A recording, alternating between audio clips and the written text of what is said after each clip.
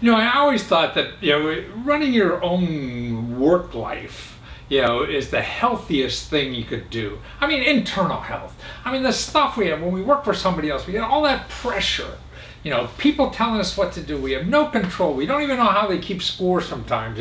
Who knows? Somebody could come in the next day and don't like the color of your socks and you're fired and everything. So we have all that pressure on us of unknown and the worry that causes. It's sort of like it's almost the same as debt. When you're in debt up to your keister, and you can't do anything about it. You don't know what to do. And that worry eats you inside. Stuff you have no control over eats you. And that's why I always thought, boy, the most healthiest things to do is to have your own business somehow. Because then you control it. Sure, it's going to work like hell, but it's the stuff you want to do. And you don't have to cater the whims of some boss. You just have to figure out the whims of the customers. And that's the key. And see, nowadays there's so many cool ways to start a business that cost no money. When I was growing up, you had either a store, that you had to, it cost you hundreds of thousands of dollars to open up something like that. Now it's just a website. It costs you $10 to do a website now. That's it. Or service businesses. You needed trucks and all this kind of stuff and whatever. And now with the new internet, you don't need anything to start a business. Now there's service businesses in the internet. And I talked about this business, I think probably about last year, about a year ago, where, see, Airbnb, I don't know if you know that. That's Airbnb.com. They have like 800,000 rooms around the world. It's like a hotel that doesn't own any rooms. Now this Airbnb is worth like anywhere to $15 billion to $50 billion. Everybody puts names on that. But if it's 15 or 12 or 15, which I saw the value of a few months ago, that's the same value of Hyatt hotels. So we all know Hyatt hotels, but hardly anybody's heard of Airbnb. Hyatt Hotels has 150,000 employees. Airbnb has 1,000. That's it. See, that's why all the jobs are not going to traditional businesses. All the new stuff that's created. So if Airbnb is a new thing now, and it's as big as Hyatt Hotels, but it's only creating 1,000 jobs, and Hyatt Hotels created 150,000 jobs, boy, something's changing in our country, right?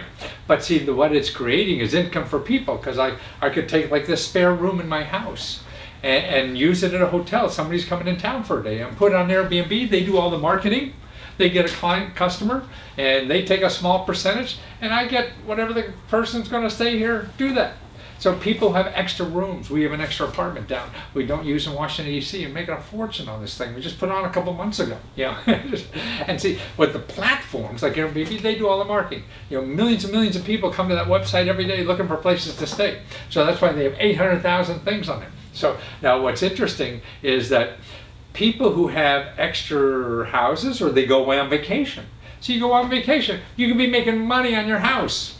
Okay, now the business that is started is someone to take care of that for you.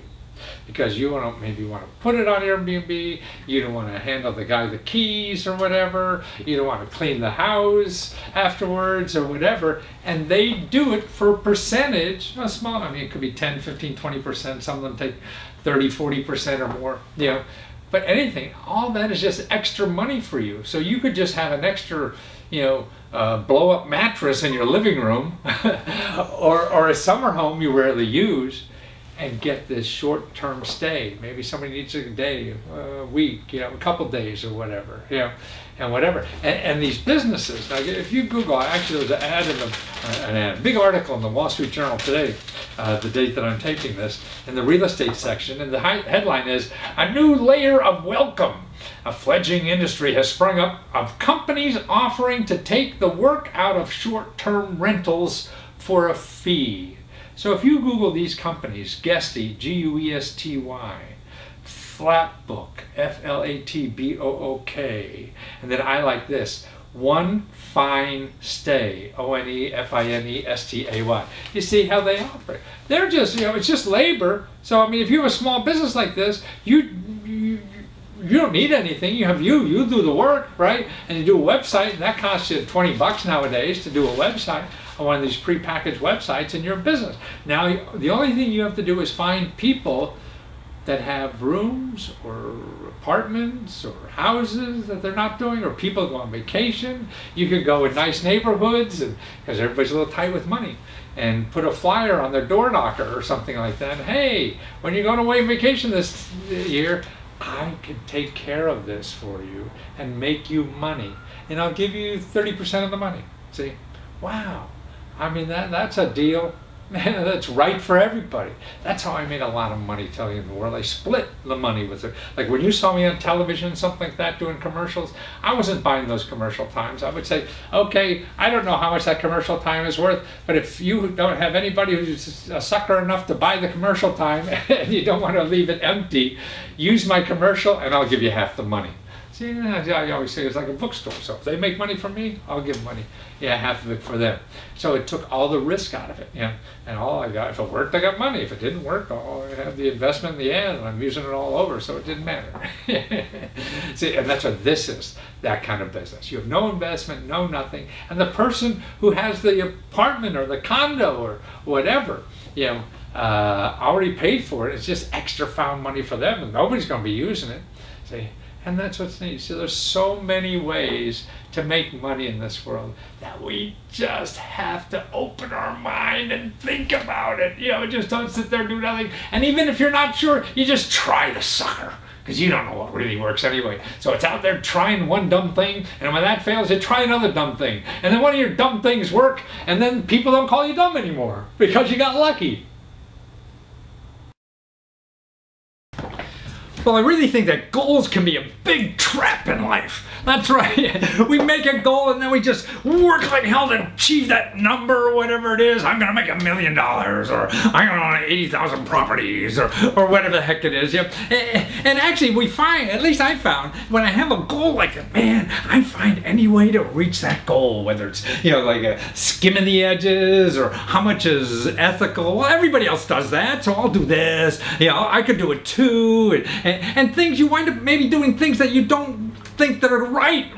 But if everybody else doing it, and that's how it's going to achieve your goal, if you cheat a little here, you know, and you'll get your goal faster or whatever. And I think, God, I mean, it's just a trap. You wind up spending your whole life just chasing something. You're not even sure that that's a value. Sure, and hey, it sounds like it's great. I want a lot of money. I want $1 million or whatever. And the data show that people, after they make a certain amount of money, like even $30,000 or more, the happiness factor is about the same. Sure, people got poorer are unhappy, but when the income level goes up to like the middle somewhere, man, how much money you have doesn't really improve a lot to happiness. And we're spending all our time going after that goal, and it's probably just something from external. We think it's good because we want to show the guy down the street who has a bigger house. Now, I'm going to have a big house too, you know? Or we're going to accumulate as much money as possible. Why? You're spending your whole life doing that, your whole days doing that. And I know I wanted to be on the New York Times bestseller list, so I didn't do that, and I got it. And what did I do that day? Wow. I just called everybody on my Rolodex and bragged about I was on the New York Times bestseller.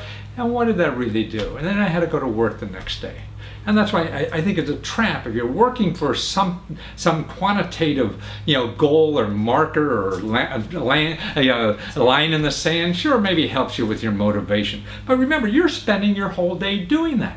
So maybe you're spending your whole day, every day, doing stuff that you really shouldn't be doing. Things that you don't really even think is important, you know, just to get that money, because that's important to you, you know. And then you're wasting a whole bloody life, aren't you?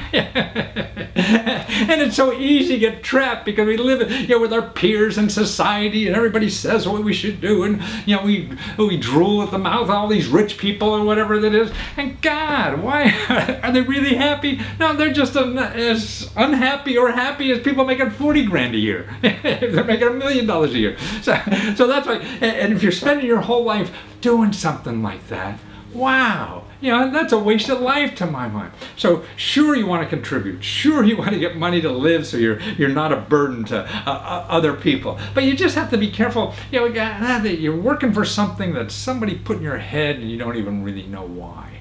And I think how you live your life every day is important. That's what you're spending your life. Your life isn't spent when you have that $1 million, and doing something like that, that's sensational. Then you want 2 million, then you want 5 million. It's like any drug. You just don't have enough. Once you get a little, more. You don't know why the hell you're doing it after a while. But if you have some kind of process, how are you going to live your life every day? Are you going to have fun doing? Are you going to feel that you are making a contribution every day? Man, now you're joyful. Now you're happy every day. Now you feel satisfied. And then at the end of that, whether you get to the gazillion dollars or not, man, you're happier, I believe. Now, this is my own, because you're doing it the way that feels good for you. You're listening to your inside. Remember, I think your heart is smarter than your brain. So many of us sin. It's easy to get caught up in our society or chasing stuff we don't even know why the hell we're chasing. Going around in circles, I remember my mother used to always say, well, if Johnny jumped off a bridge, your friend, I used to come home and say, well, I want to go and do this. But Johnny's doing it. Well, just because Johnny's doing it doesn't mean you have to do it. If Johnny jumps off a bridge, would you jump off a bridge too? And that's what we all have to think about, I think. So be careful with the goals, because you set a goal and you focus on getting that, you're going to, nibble at the edges of other things that you'll be more proud of yourself doing. So that's why how you live your life every day, I think, is more important by achieving some number, or the number of houses, or the size of your automobile, or what. You got to live every day. That's the most important day of your life, not when you get that one afternoon. I remember when I got the New York Times bestseller list. I call all my friends on my Rolodex and brag, and I had to go to work the next day. So we all have to do that. So what is going to work the next day? That's where you want to get satisfaction in life. Every day is giving you that. Well, if you love watching sports, you're going to love this next interview. Actually, you will, because we all like to watch sports, and watch the team and then complain about how the manager didn't do it right, or the left fielder didn't do it right, or hey, they should rotate and do somebody else as the pitcher. And we all have better advice, right, than the people who get paid to do it. And we never have a chance to do that. We just have a chance to do it in our living room or at a bar with the guys. Well, now you have a chance. Now you have a chance to own a real baseball team for $40. That's right. And make decisions like that. From everything from firing the manager to deciding what kind of hot dogs they're going to make at the ballpark, or they want to use Chinese food, or have your son be the bat boy. How would you like that? I mean, there's so many fun things, and that's what really the internet economy is going. This is what this fella's doing, is putting together people for a ball team he has that's ready to do this. He's already got the team. They're ready to have the crowd tell them what to do, and you can be part of the crowd. It's just like, how you'd love to own a restaurant, maybe, so you could go in and be an owner. I own this place, and get special treatment. Well, that's what you can do at a ball game now. You're an owner for only $40. And you can go to the ballpark and be treated like an owner, and have all these special things happening to you.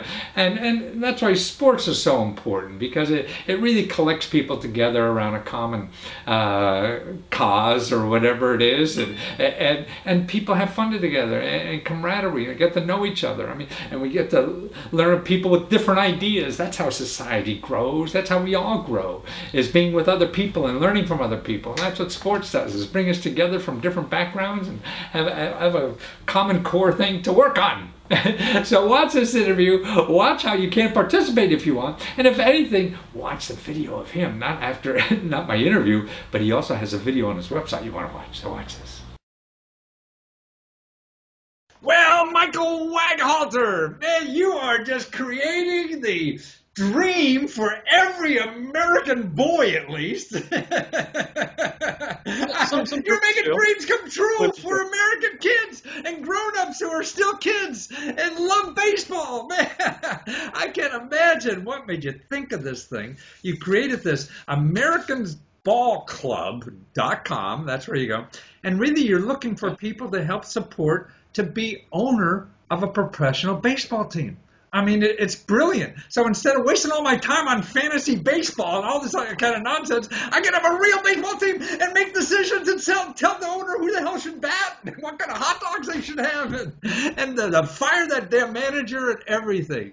God, where did this come from? Why did you think of this thing?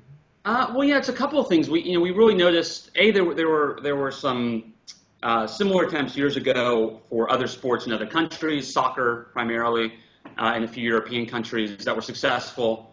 So that was sort of the seed of the idea. But really, when we're looking at kind of the past 10, 20 years, the growth of fantasy sports, in particular fantasy baseball, and the growth of like more advanced, more sophisticated statistical analysis of baseball in particular, sabermetrics, Moneyball, and coupled with that, the rise of these crowdfunding platforms, all three of those things sort of converged, and we were like, there's this great pool of baseball knowledge now at the fan level. Mm-hmm. People have moved from being casual fans to being real experts and Moneyball experts.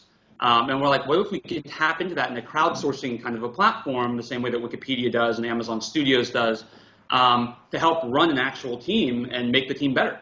And at the same time, obviously giving fans this kind of fantasy experience, a real world fantasy experience, making their dream come true. Being able to actually say, since the beginning, real stuff with a real team, and for $40, man, you're an owner, right? Exactly.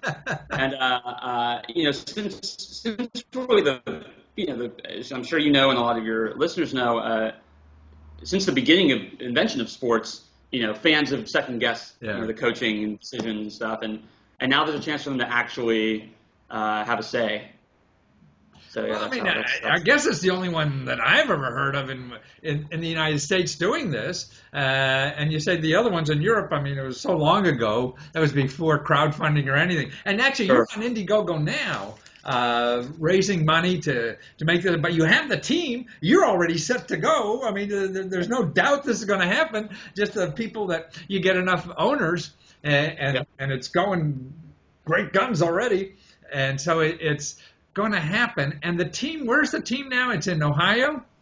The team is just outside of Cleveland, Ohio, in a town called Avon.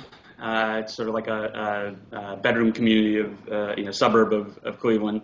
And it's a great community, actually. They're really, it's really become like, I went to a few games and you see the kind of community, people are there with their families and they do a lot of promotions in the game for the kids, and it was really cool. It was really cool to see. And the baseball they played, I don't know what it costs, but it can't cost. Theater tickets are like $100 a pop now. And so you don't want to do that with a family. And to go to a live baseball game, man, in your neighborhood or whatever, that's terrific. And now, but and I think even young people. This would be a great gift for a kid. Could you imagine getting a gift? Hey, here for your birthday, your graduation from high school. Hey, you're now an owner of a baseball team. So if the kid played baseball in high school, you can make him an owner for $40. What a graduation present. Yeah. Absolutely.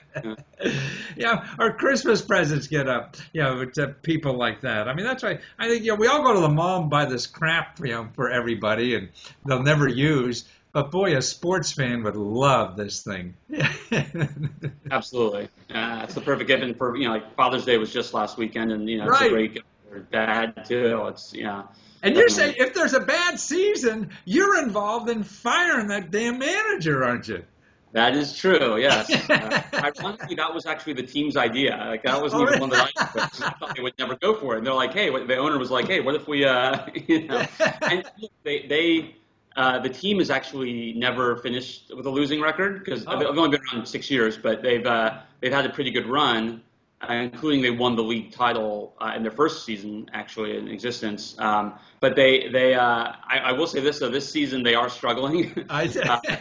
Well, you got a chance to fire somebody then. Yeah, that's true. That's a selling point. That's a selling point. That's not bad. That's good. Yeah. But all the things. The batting lineup. What other decisions that you really get involved in?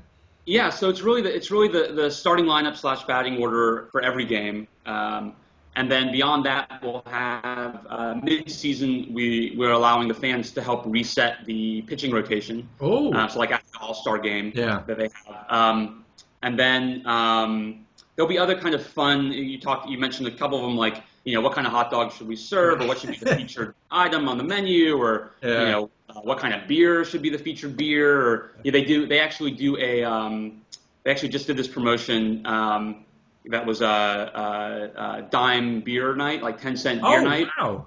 So that could be kind of a fun thing. We could vote on like which beer is the the 10-cent beer, and then what am I forgetting? There's another decision. So we mentioned the manager, and that's basically those are basically the decisions. There'll be a few other things that come up as well. Well, but I think what's great now in the Indiegogo campaign, you have options there that I can get my kid to be the bat boy, or I could throw out the first pitch at the ball game or something like that. Yeah, absolutely. And we also include in those and as a standalone option too, to get your own custom Lake Erie Crushers jersey with your name on the back. Oh, and fun stuff like that. Oh, that's a wonderful. Well, I mean, it's all that stuff. I mean, to make fantasy reality. I mean, we live in fantasy world so many times, and it's silly because reality is more fun. And so instead of wasting all my time on fantasy, I can have real fun and learn about real life experiences instead of watching these shows on television that are really made up reality, yes. That you could be involved in real reality and in a sport that you love so much. I mean, there's nothing better, and it's nice of you to do this for the rest of us, because I know everybody's dying to be a manager. They can do it better than the guy running the place. So you're giving an opportunity to lifetime. And that's AmericanBallClub.com. And America's Ball Club. America's, so that's plural. So AmericanBallClub.com will actually redirect to America's Ball Club. Okay, you got them both. Good. Too. Yeah, so for dumb guys like me who screw it up, you cover me, right? AmericasBallClub.com, and you still got another week or so whenever you see this, maybe, I hope. So get there fast. At least watch the video. Man, the video on Indiegogo is a wonderfully produced video. Oh, you're from Hollywood. That's right. You know all about that stuff. Well, my best friend is actually a director who made that for me. So he goes to him. Oh, no, it's a delight to watch. It's inspiring alone. Well, thanks for keeping, baseball alive in our hearts and everything, and to enjoy the reality of baseball instead of the fantasy of baseball. No more fantasies. Reality's the key. AmericasBallClub.com. Thank you. Great. Thank you so much. Hey, the internet economy is now a real game changer, on how we live our lives, or how we can live our lives. Man, crowdfunding is just sort of like the neatest thing for people to grab inside themselves and bring out exactly what's special about you and give it to the world and make a bunch of money at it. And what's so neat about all this, it costs you nothing to try. All the other things about get rich quick and all that kind of, people want your money. Man, crowdfunding wants no money. This is, you have an idea, look within yourself, see what's really special, about you, and put it in the form of crowdfunding, just offer it to the world. That's what's happening now. People are making money that they don't have to go to work anymore. They're doing what they really want to do in life, and all because of the internet. You have to learn how to use this stuff. Never before in the history of mankind, or at least in my history, and I'm 72, has it been so easy to do your own thing and create stuff and give as much as you can back to society. When I'm sitting in the doctor's office, in that little gown, and you're freezing there, and waiting for the doctor to come in, and I think to myself, God, physicians just have the best jobs in the world. Just think if your whole day is spent just helping somebody, like helping somebody live a better life. And that's all they do. And then the doctor comes in, and he's there for like a minute and a half, and he's got the hand on the doorknob waiting to get out. And wow, this guy can't appreciate human beings. He's like a car mechanic. What a terrible life this is. He has this power to really help people, and he gets no personal satisfaction out of it. Well, this next video will show you how anybody can have better personal satisfaction of helping people, particularly in healthcare, than the doctor does. Man, if you don't have good health, You know, I mean, a lot of people want to work for money, and they think that, boy, life is all about having bags full of money. No, life's about experiences and life and doing as many things as you can, and you can't do any of that without good health. So how are you going to keep healthy? Like, I appreciate my health more than any money I made or anything. And now at 72, I'm doing more than I ever thought I could do, and I'm still doing it. And I feel I'm going to do it for 30 more years. Now, here's a woman, you got to see this interview, of just showing people how to change their lives with water. That's right, water. Man, all the little aches and pains we have, you know, she'll show you how to get rid of that with just water and their water bottle. That's right. You don't need to go to the doctor and spend $300. And she's making a career doing this. I mean, she's a therapist and everything. I mean, alternative medicine, whatever you call alternative medicine, doctors are important. They're all important stuff in the healthcare field, but there's so much we can do without a physician. You know, we got to get a brain operation or something. You break your arm in two or something, you gotta, somebody put it back together. But most of our life is really this non-high level stuff, you know, and that we could live a better life by using it better,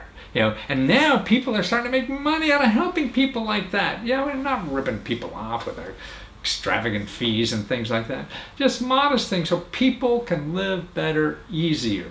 You know, and it's so easy if you have the discipline at least to start. I know it's hard. I was a fat little kid and it was really hard to change it. But boy, it's the most important thing I've ever done in my life is taking care of my health. So watch this interview because there's a lot of money in helping people take care of their health. Well, now we have Lonnie Taylor. Man, I didn't realize that you have the most successful fundraising campaign in the history of crowdfunding. I know. Man, you got like an 85,000, percentage increase in what you hope to get. You know, that's amazing. Bigger than my wildest dreams. It's amazing. I can stop now. And you've only been in this country for 2 years, and here you are breaking all kinds of crowdfunding records that nobody ever thought possible. I know. Man. Guinness Book of Records. Look out. Yeah, no, actually, I mean, I've interviewed probably 1,000 people already that have used crowdfunding and other sources of income, and nobody has ever gotten numbers like that as far as completing your goals. I mean, 58,000% goal achievement. Man, you can't even get a slide rule that big to calculate it. You know? Yeah. I think my percentages are breeding. It's organic, but it's important stuff. I mean, it's really a water bottle and a massage thing, right? Do you have one there you could show us? Or? Yeah. Yeah, I mean, you educated me before we went on the air. I didn't know. I'm a runner. I don't go to the gym, so I don't know about these roller things that everybody thinks. And you now have convinced me. I'm going to buy one. I'm going to screw up your percentage because I'm going to make it higher and make you more embarrassed when I buy one of these. Because your philosophy is really, we have to roll out our skin to make our muscles work better for us, right? And also water we need so much more, particularly as you're getting to be an old fart like me, I need it more. Right. Yeah, you need to help your tissues recover from all the stress and pressure we put them under every day. So the hydration and the massage really helps to relax the muscles so that you can go out and do it again, because it's in recovery where we get all the repair. So I mean, if I have a soreness from running or exercising or whatever, just normal living, you know, like I'm sitting here all day, right? So your bottle, I could just put here and rub that sucker out, right? While I'm sitting there, and don't have to get an appointment with a masseuse and pay $200, right? And I just got your bottle because there's a roller in there, and then I take a swig of. Yeah, I swig of water because I'm keeping that hydrated to make those muscles work better, right? Exactly. You want everything in synergy and homeostasis, so you want it all in balance. So homeostasis. That's outside of California somewhere. Is that where? Yeah. It's just in between New Zealand and Australia. Little island that no one visits. But it's so important, especially in our lives now that most of us work, you know, are overworked and underpaid, and the pressure and everything that I think it manifests in our body in one way or another. I mean, our anxiety and everything that we experience in life, and if we don't take care of that body, we can't handle that work stress either. Yeah, definitely. A lot of people don't realize that when they're stressed too, they hold their breath. So it crunches you up here and scrunches up your shoulders. That's why in the traps in the shoulders you get like people saying, "Oh, I'm so tight in here." And whereas if you can relax the muscle and get hydrated and you let go, once you let go, everyone knows the feeling of letting go. We do it every now and then, and that's what we're looking for, is that just that relax. And then once you're relaxed, you actually have more oxygen flowing through your body. You can think clearer. You know, if you're drinking more water, you're not craving as many foods because you're actually not hungry. You're thirsty. Things like that.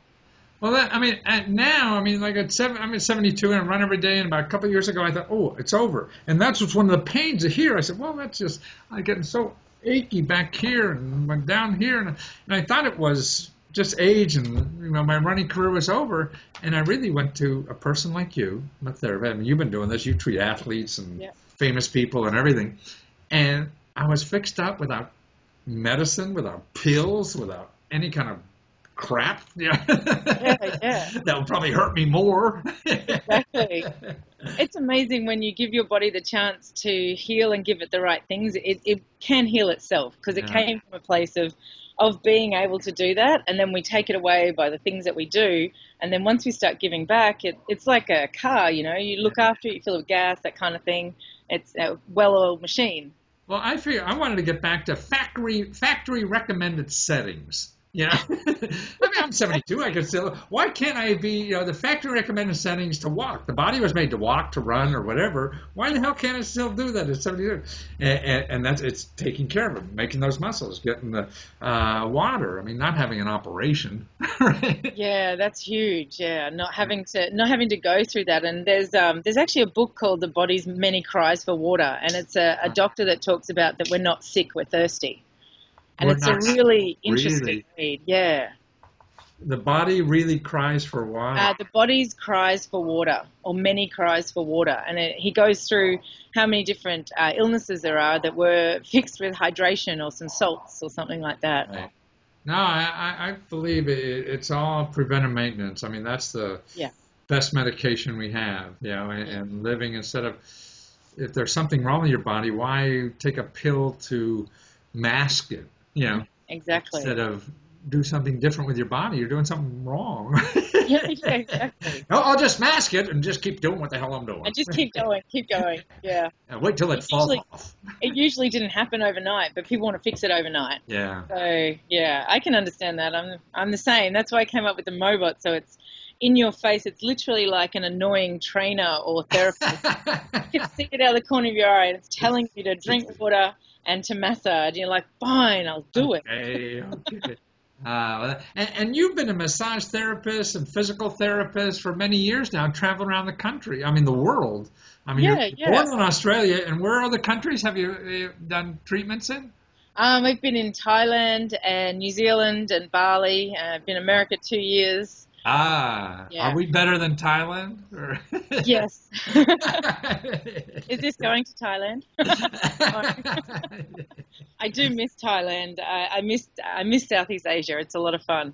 Yeah. No, I was Shanghai recently, but Southeast Asia last time was in the 70s where I was fighting those guys. And it's funny, see this suit?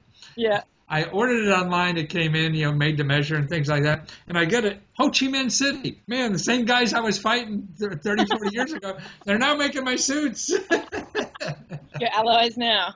Right. That's great. Oh, this is a wonderful product. I'm going to get it. I need it.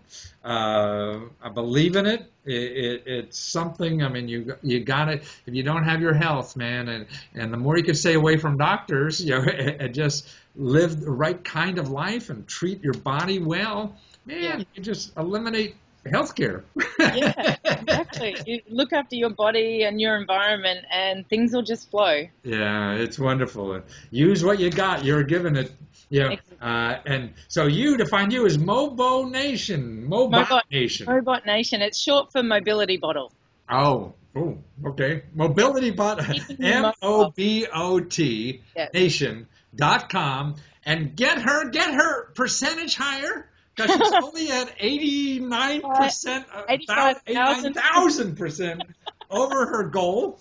So we got to help her to make sure she holds the record forever. And then she'll never go back to Australia. She'll stay here and keeping us healthier and happier than ever before. Exactly. Mobot Nation. Why is that hard? Mobot Nation. That's easy, you old fart. Let's go. MobotNation.com. That's it. Yay! Thank you so much. Thank you.